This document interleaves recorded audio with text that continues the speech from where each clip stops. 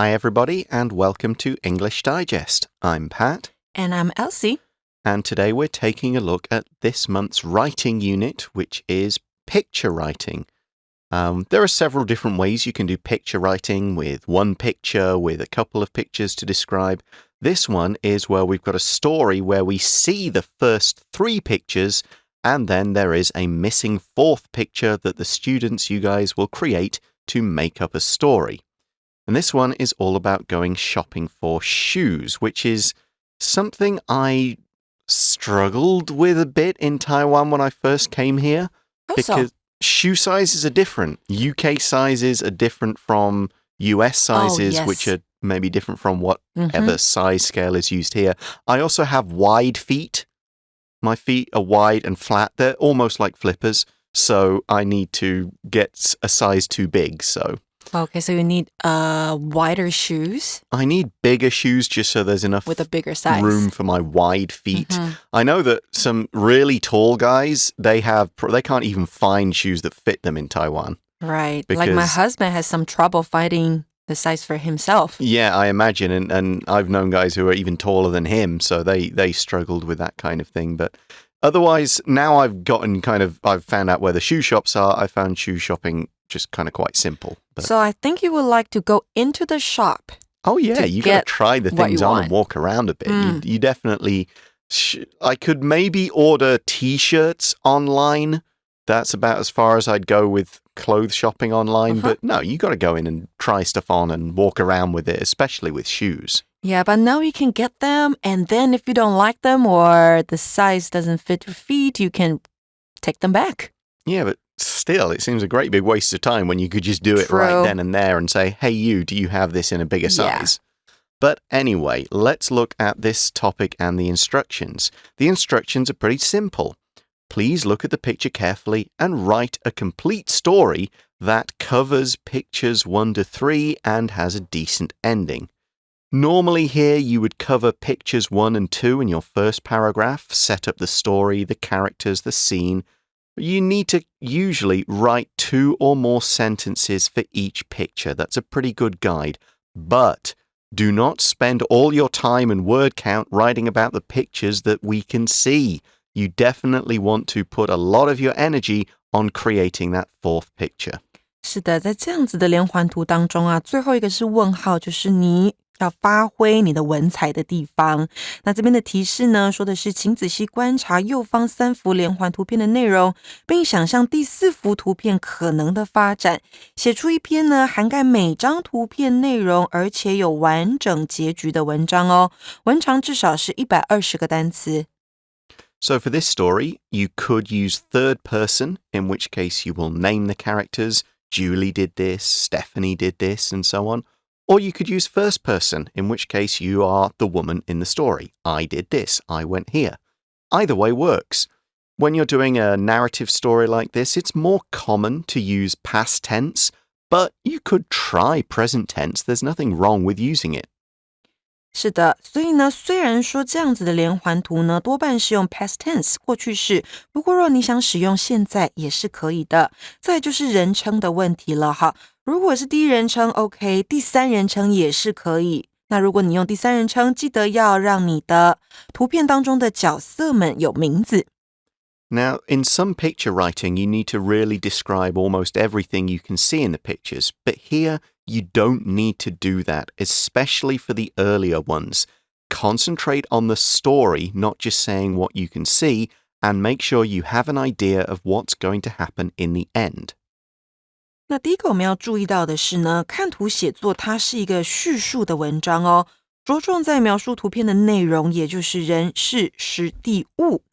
可以观察图片当中人物的表情啦、服装、动作，好，你都可以写进去你的文章当中。那生动的细节描述和意想不到的结局是使文章精彩的关键。So it's good to have something, kind of an unexpected ending, a funny ending, something that people aren't maybe thinking is going to happen, but don't go too crazy. The story is not supposed to end with aliens crashing in through the ceiling or something like that. Do try to keep it realistic, follow logically from what the pictures are, but still try to come up with something a little funny, something that's a little twist, something that you might not expect to happen. 是的，你的结局也不能太过夸张，要是在合理的范围之内。那再来呢，我们要注意到的就是连环写作的这个步骤。第一个，详细解读每张图片所要传达的主要意思。第二，设定主旨，描述图中的细节，运用联想啦或是推理来串联情节哦，让图与图之间的发展是通顺自然的。再来第三个，决定结局，以串联整个情节的发展。结局必须要和前面所述的内容有所呼应，不能写一个毫不相关的结局。那再来呢，文章通常是至少分成2段，必须要包含起承转合4个部分。So this is a story, which means there are many story structures you could use. Probably the simplest is Freytag's pyramid. You set up the scene, there's an event that starts the action, there's rising action, a climax, a falling action with a resolution and an end. 那再来呢，除了内容之外啊，文法的结构、组织，还有字词的搭配、修辞等等的技巧运用都要正确通顺。那与其你去写一些很艰深难懂的字词或是复杂易错的句子，还不如用简单易懂的字词跟清楚而且有把握的句子来描述。Yeah, and it's okay to be descriptive, but not at the cost of your story structure. 那再来我们要注意到的是，故事形态的文章呢，原则上时态是以过去式系列为主，刚刚有提到。那你可以命名图中的主要人物，以方便叙述。那如果你是用第一人称或自己的兄弟姐妹、朋友、亲戚来叙述，都是可以的。So let's now take a quick look at the pictures we have. In the first one, a woman sees there's a sale in the shoe shop. In the second, she sees some running shoes on sale and she wants to buy them. In the third, she and a man both try to grab the shoes at the same time. That is our setup. 没错，那再来比较细节的部分就是呢 It's the last pair, so both of them, both the woman and the man, want to have it. 还有一个是 They're very surprised that they're grabbing the same pair of shoes. You can write about how they feel too, right? Mm-hmm. But I wouldn't suddenly shift your story. If you're starting it about the woman, keep with the woman. Don't suddenly start telling the man's story. Stick with the woman. 没错，你如果先选择从女主角开始讲起，好，不要跳来跳去的，我们就先用女主角的角度来写。Yeah, we don't want to know what he feels because we've started with what the woman feels, what she does. So don't head hop into the man and say he feels this. 没错。 Okay, now we have a general idea of the story. Let's start brainstorming. 好，在 brainstorming 的部分呢，我们可以先写下3张图片中的重点，或任何你观察到的细节也可以哦。再来架构这篇写作的大纲，透过写出的这些细节，你就可以更掌握文章的重点和方向，不容易偏题。最后再把这些延伸成你的 outline。So we keep things nice and simple with these pictures. Focus on the easy things to make some notes, following again that sort of who, how, when, why, where sort of simple questions. So picture 1, we don't need to get too complicated here. This person, who we will give a name to at some point, either I or Julie or something, went shopping and saw a big sale. Picture 2, we've got a pair of flowered shoes and they were the last pair in that style. And then picture 3, reaching for the shoes, both hands or another hand took it and we were both surprised. So here we've got the note we were both surprised, so it's going to be a first-person story. If it was third person, we'd say they were both surprised. And this is going to be the same in both stories, or no matter what story you tell, up to here, pictures 1, 2, and 3 are all going to have the same general information. Where the stories start to separate out is all about picture 4. We do still need to think about our 5 W's and 1 H, or at least most of them. Where is easy, it's a shoe store. When can be anytime, today, yesterday, last week. Who, we do need a name for our woman, unless it's I. We maybe need a name for our man. One thing you could think about here when you're thinking about who is maybe they know each other. That's why they are surprised. Are they maybe exes? You know, they used to be boyfriend and girlfriend, but now they're not. That would be an interesting story. What and why is easy to start with, as we have the sale on shoes, both people grabbing the shoes. But you need to think about the what and why for picture 4. Why are they surprised? What do they do? And then our how is all about how they resolve the situation. They both want the shoes, but who gets them and how and why did they get the shoes? 没错，所以我们可以利用5个 WH 还有一个 how 来架构你写作的大纲。那最后一张图片呢，我们刚刚说是全文的重点。So Pat, what might happen in the last picture? Well, who knows? I mean, do they talk to each other? How do they decide it? Do they have an argument? Do they get physical? Is there an actual fight over it? Do they even hit each other? Or is there a twist? You know, maybe do they fall in love? There's a phrase for Hollywood TVs and movies. Do you know it? Cute meet or meet cute. I forget which way around it goes. Mm-hmm. It's basically in the first episode of a TV show or early on in a movie, the guy and the girl accidentally run into each other coming out of the house, or they both pick up the same book in a store. That is the meet cute, and the story develops from there. I think I've watched that movie. Yeah, is this a meet cute? You know, is it going to be a love story? That would be interesting. Yeah. Okay. So let's kind of go from there. You can brainstorm that. Now we make an outline once you've brainstormed your ending. Get this in the right order of sentences. We can connect the sentences and add more details later, but let's take a look at our basic sample and paragraph 1, the introduction, I went shopping.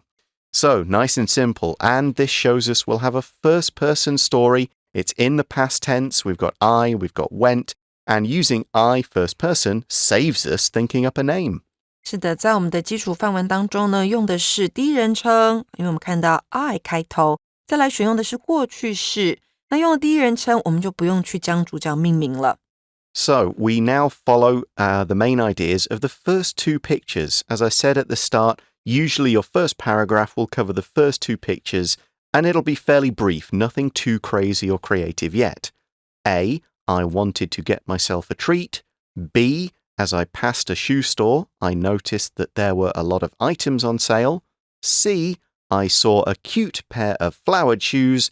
D, they were the last ones of that style on the shelf. Now, the most important point is the last point because it highlights these were the last pair on sale. 那因为是最后一双，才会造成接下来的纷争，所以最后一双的这个重点呢，千万不能够遗漏哦。那再来进到了第2段 In the second paragraph, we're going to write about how this man appeared and grabbed the same pair of shoes. Yep, so we move on to our second paragraph for the 3rd and 4th picture. We've got the introductory sentence to paragraph 2. Just as I reached for them, another hand did the same. Very clear, very obvious explanation for our 3rd picture. 男生出现后的剧情啊，必须要是生动精彩，你才可以继续抓住读者的目光，并且让你的作文凸显出来。So what happened after the man showed up? Well, this is where we get to our kind of 3rd and into the 4th picture. A young man said he also wanted them. So that's kind of obvious from picture 3. So then this is really describing picture 4 and the ending. B, after an awkward moment of silence, we both started talking at the same time. C, I told him to go first, and he said I should take them. D, another customer reached past us to take the shoes. What a surprise. Here's the twist ending. The 2 people were being so polite, so friendly, trying not to be the one who's rude and pushy, and they both lost their chance. 是的，虽然2个人对彼此都非常有礼貌，可是呢 another customer took it， 这是一个渔翁得利的感觉。第三者拿到了这双鞋子。Yeah, and then our concluding sentence, I guess that solved our problem. So we've got a simple story here with a simple ending, perfect for a basic sample of what happened. It is unexpected. We don't know that this 3rd person is going to come in and take the shoes. It's quite realistic. You can imagine this happening. And it's quite a funny ending as well. Right, and there are so many ways to end the story too, right? Mm-hmm. But making an outline is always the most important. Yeah, follow it through. And an outline can have more details, transition sentences, a bit of extra description added when you turn it into a full essay. a few extra adjectives to describe those shoes, a few adjectives to describe how the person, the woman, or I is feeling. Just make sure you follow a logical structure, a sensible time structure, start, middle, end. Don't leave out any details. You'll see when you're doing your outline, oh no, I've written too many details and too much information for picture 1 and 2.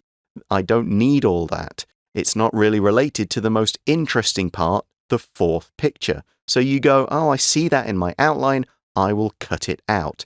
That's why outlines are so useful. They will let you know I've got too much here and not enough here. I'll fix the outline before I start writing.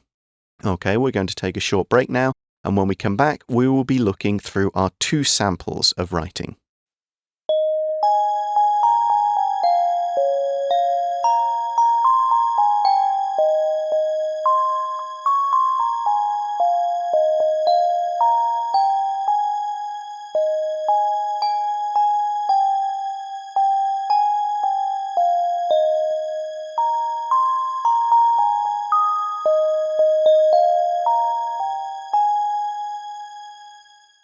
So let's start with the basic sample.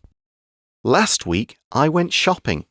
I didn't need anything in particular, but I had a little extra money from my side job as a tutor, so I thought I'd get myself a treat. As I passed a shoe store, I noticed that there were a lot of items on sale. I went in and saw a cute pair of flowered shoes. They were the last ones of that style on the shelf, which felt like a sign. Just as I reached for them, another hand did the same. It was a young man who said he also wanted them. After an awkward moment of silence, we both started talking at the same time. I told him to go first, and he said I should take them. I told him I'd been about to say the same thing. As we laughed together, another customer reached past us to take the shoes. I guess that solved our problem. So you can see how a few more details were added, especially at the start there. We've got why is this person the speaker? It's first person. Why did they go shopping? Because they had some extra money from a side job and they wanted a treat. They didn't really need the new shoes. They weren't running out of shoes. Their old ones are broken. But they're just treating themselves with a bit of shopping. And that money to do so is from a side job. A side job is a part-time job that you do as well as your main job. Maybe it's on weekends, maybe it's in the evenings, you maybe don't do it on a regular basis. You just do it once a week, maybe a couple of times a week. Like me, sometimes going to making acting jobs, something like that. I do that as a side job, but it's not my regular income or regular day job. 在我们的基础范文当中呢，当然整篇作文都是跟着架构、跟着大纲走的，不过你会看到一些 details 细节的部分出现。像这边讲到呢，它的钱是从 side job 那边赚过来的。Side job 指的就是兼职副业，也可以说是一个 part-time job。那我们这篇文章刚刚讲过了，它是用第一人称过去式来写成的。So the first paragraph ends with the phrase, which felt like a sign. So what we mean here, this isn't like a sign like the sign that says 50% off or last day of sale. This is the sort of sign you get when you feel, oh, somebody, the universe, is sending me a message. These are the last shoes of this kind on the shelf. That is a message from the universe saying, buy them, they're the last ones. 对，这边的 sign 不是招牌或是告示牌，这边指的是征兆、预兆 ，so like meant to be. Exactly. But obviously it wasn't, since both I, the woman, and the man reach for them. They both start talking at the same time. And this does sound like it's going to end up being a meet cute, doesn't it? They're going to exchange numbers. They're going to have an awkward moment. They're laughing together. And then the other hand reaches in. Yeah, a little bit like that, right? Yeah, I swear that, and if you were to write a story, this could be the moment in the story where the two characters, the man and the woman, meet. And this is the start of their romantic story. Yeah, and the audience will be expecting something to happen. Yeah, they're expecting them to exchange phone numbers and maybe they meet for a date another day, that kind of thing. Yeah. But And that may happen, but in terms of the shoe story, we've got the other customer going, haha, yoink, they're mine now, because they were too polite and took too long talking about it. Right, it's like the flame disappeared right away. Well, who knows? You could, if you felt like writing the rest of this story on your own time, you could stick with the woman, you could stick with the man. Maybe the man goes after the person who took the shoes and they have a cute meet. Oh, yes. There's many ways you could go with this story. Or the man decided to buy the shoes for the woman. Oh, that would be a nice, yeah, then he's a hero guy, definitely. Okay, so let's move on and look at the second sample, which has got a little more content to it, a bit more interesting detail, a few more layers. So, advanced sample. It was rare for Sandy to have time for shopping, let alone money to spare for spending on frivolous items. However, seeing as it was the day after her birthday, her pockets were full of birthday cash, and she decided to see if she could find something fun to buy with it. As she made her way through the department store, she happened across a shoe store that seemed to be going out of business. Sandy went in to look over the merchandise on offer. An adorable pair of sneakers caught her eye. Not only were they a lovely purple color, but they were embroidered with bright, cheerful flowers, and they were the last pair. Sandy grinned at her good fortune and reached out to pick up one of the shoes to take a closer look. As she did so, another shopper stretched out his hand to take the very same shoe. The young man dropped his hand and introduced himself to Sandy. He shyly told her that he was an artist and actually only needed one of the shoes for a piece he was working on. Sandy didn't know what to make of this, but as she turned the shoe over in her hands, she noticed that it wasn't even her size. She told the man that he could just buy the pair, but he had another idea. Pay for one of the shoes, he said, and in a month, I'll bring you a piece of art made from it. Sandy was intrigued by the idea, so she agreed and exchanged contact information with the man. She set off for home, wondering at the strange turn her day had taken. So here, it could be a cute meet if there's going to be a romantic story with the artist, but it's more about they're not just trying to buy the shoes to wear them, they're not fighting over who gets the shoes, they won't fit the woman, that's twist 1, and the artist wants them for art, not to wear, that's twist 2, and then they make this kind of cool deal out of it. You pay for one shoe, in other words, pay half the money, and you'll get some art in return, but not the shoes. Yeah, so the writer here added more twists into this story. Yeah, more details. A lot more details in day 1. We find out why did Sandy have the money? Because she'd had a birthday and she'd got some money to spend. We've got some more details about the shoes, a lovely purple color with bright, cheerful flowers. We've got some details about the artist, the man. He was an artist. He was shy.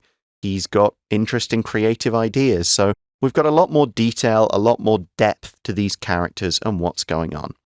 Let's now look at some of the grammar we use in the article. OK, 我们有看到这个句子是用这个 it 加上 be 动词加形容词或者是名词加上 for somebody to do something。那表示的是什么呢？做某事对某人来说是点点点的。那在这样子的句型当中呢 ，it 它是一个虚主词，代替至于主词补语位置的真正主词，也就是 to 加上原形动词的部分。那避免主词太长，所以我们才把虚主词放在句首，真主词往后面移动。那这样子的句子呢，还可以怎么说？给同学们一个例句咯。It is important for parents to let go when their children are seeking independence and autonomy. 代表当孩子寻求独立和自主的时候，父母放手是很重要的。Here's another example. It's not easy to find a cheap place to live in Taipei City. So our next grammar point is using this phrase seeing as or seeing that. Seeing as 或是 seeing that 表示既然因为，那后面会接上的是子句哦。像是我们可以说呢 Seeing as the weather is so fine today, why don't we have a picnic in the park? 既然今天天气这么好，我们何不去公园野餐呢？所以当我们看到 The weather is so fine today， 这就是一个子句接在 seeing as 的后方。Here's another example. Seeing as we've been talking for an hour, maybe we should take a short break. And then we've got our final bit of grammar, the use of not only but also.Not only but also 这个是一个对等连接词的使用哦，表示不仅 A 而且 B 所连接的 A 和 B 必须是同一个词性或是两个结构对等的片语或是子句哦。那你在用这个 Not only A but also B 使用的时候呢，它的语义上强调的是 B 这个部分。那如果至于主词位置的时候，其动词的变化就必须要以 B 而定，这要特别小心。所以给同学们一个例句 The typhoon not only caused great damage but also claimed dozens of lives. 台风不仅造成极大的损害，还造成了数十人丧命。So we're not only explaining some useful grammar for this unit, but also some interesting words and phrases. So the first one we've got is frivolous. Sandy spending money on frivolous items. Something that's frivolous is kind of fun, but also not serious, not something you need, and some people would say it's a bit of a waste. Frivolous 这个形容词用来形容东西是琐碎的、无聊的，或是有一些浪费的。So the reason she went into this store because it was going out of business. If something's going out of business, then it's going to close down. They know it's closing down, and they're just trying to make a last bit of money, sell off their last stock, finish up all the rest of their stuff before they close for good.Go out of business 代表是结束营业或是歇业，那因为有这样的状况要出现，所以才会有这个 big sale. And of course, if it's going out of business, it's going to have a lot of merchandise on offer. Merchandise is just stuff you sell. And if it's on offer, that's another way of saying it's on sale. There are discounts. You get 2 for 1 or 3 for 2, stuff like that. Merchandise 指的是商品，那 on offer 这个片语代表是正在促销的、特价出售的。Yeah, you can also use on offer just to mean for sale in any store. Doesn't have to be on a discount. So depending on the context, it could be either. So next we've got a word that describes the shoes. They were embroidered with bright, cheerful flowers. If something is embroidered, it's had some kind of pattern sewn into it. It's got a little extra design over its base color that has been sewn. 也就是有图案是被绣上去的。Okay, a few more from the second paragraph. After Sandy hears all this story from the artists about what he wants to do and so on, she says, I don't know what to make of this. Sandy didn't know what to make of it. That means she didn't really understand it. She wasn't sure what is quite going on, how this affects her. She's just a bit, what? Huh? I don't quite get it. 这个是理解、看待的意思，所以她不晓得事情为什么会这个样子 so she doesn't quite understand it. Yeah, and finally we learn she was intrigued by this idea of the artists. If something intrigues you, it makes you really curious to find out what's going to happen next. How will it all end? Like, ooh, this is interesting, this is different, I want to see where this goes. Intrigue 这个动词呢，是感兴趣或是激起好奇心，可以是主动，也可以是被动的用法。We can also say be intrigued by something. That's right. So those are 2 different examples of how you could tell this story with different kind of twists and unexpected endings in the 4th picture. We hope we've given you some good ideas for coming up with that kind of thing, but we're out of time now. Thanks for listening, everybody. For English Digest, I'm Pat. I'm Elsie. Talk to you again soon. Bye-bye. Bye-bye.